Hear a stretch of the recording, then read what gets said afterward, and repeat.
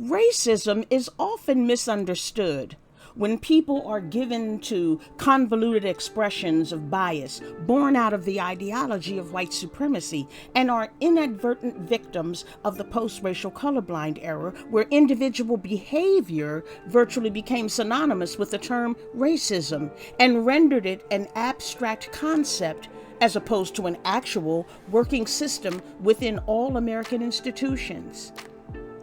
For average, everyday white people, much of what is unknown or allowed to be made willfully ignorant of with regard to racism lies in both the bootstrapping and meritocracy myths perpetuated on these everyday white people by those in power who share their color and who subjugate them economically.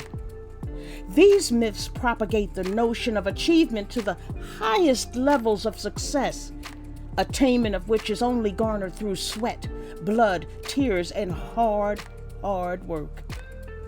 None of these prerequisites, of course, are even remotely the reasons for the achievement and distribution of wealth among the ultra-wealthy and powerful, since most of the wealth is air-reinforced all the way from the gentry class of white people in the burgeoning new states of America during the 17th century all the way to today.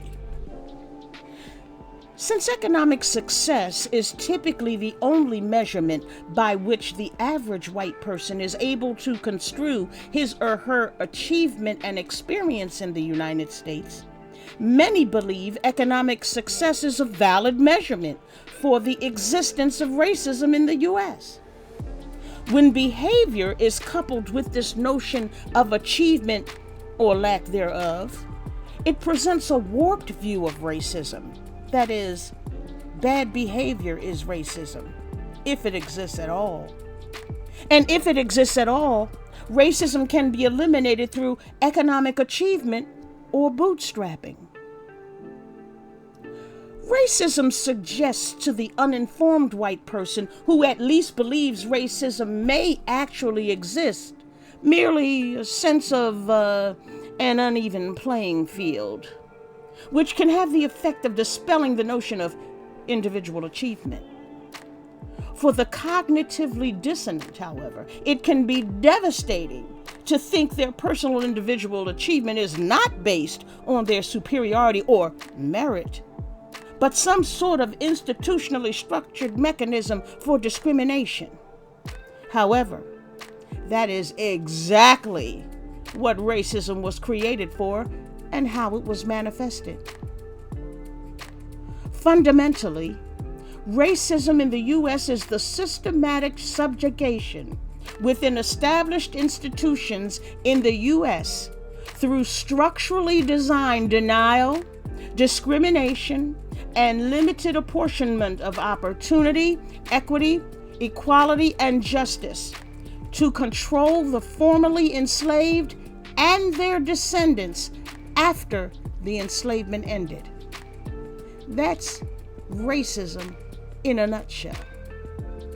Now, fundamentally, it operates as power plus prejudice and bigotry in the form of whiteness and white as superior and the black formerly enslaved and their descendants as inferior. Put succinctly, it is based on the ideology of white supremacy in the U.S. and is what sustains the ideology.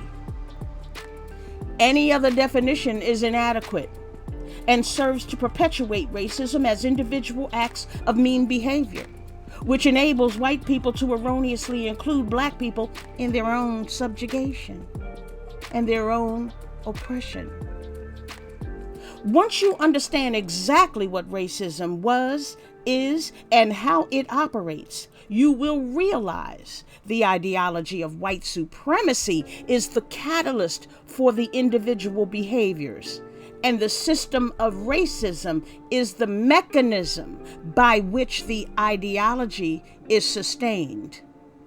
In short, once you understand, it is no longer convoluted.